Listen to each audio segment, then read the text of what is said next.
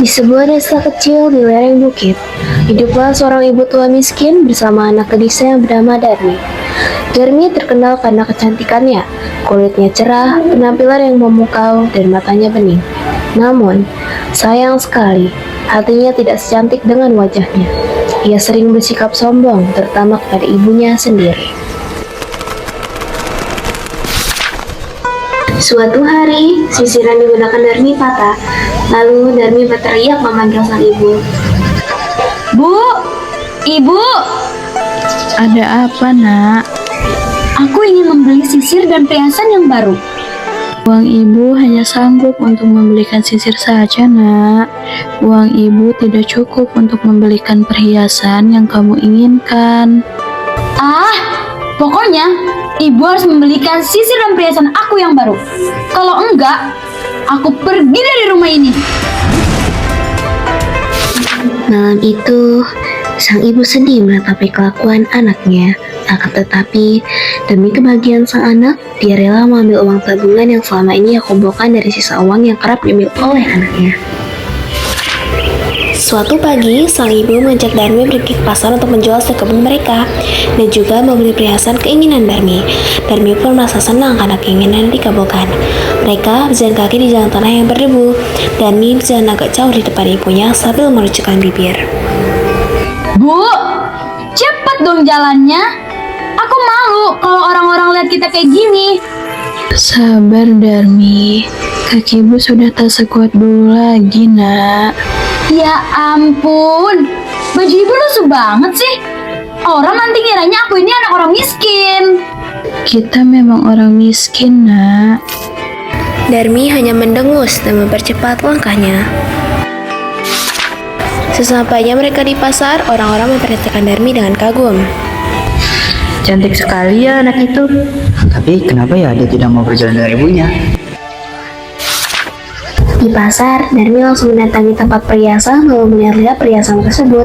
Tak lama kemudian, ibunya akhirnya sampai di tempat perhiasan.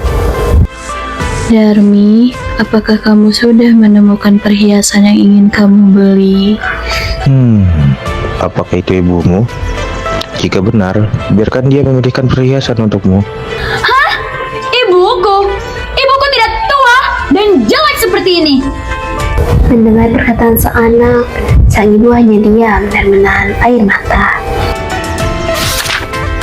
Setelah mendapatkan perhiasan, Darmi ingin membeli sisir yang tak jauh dari situ.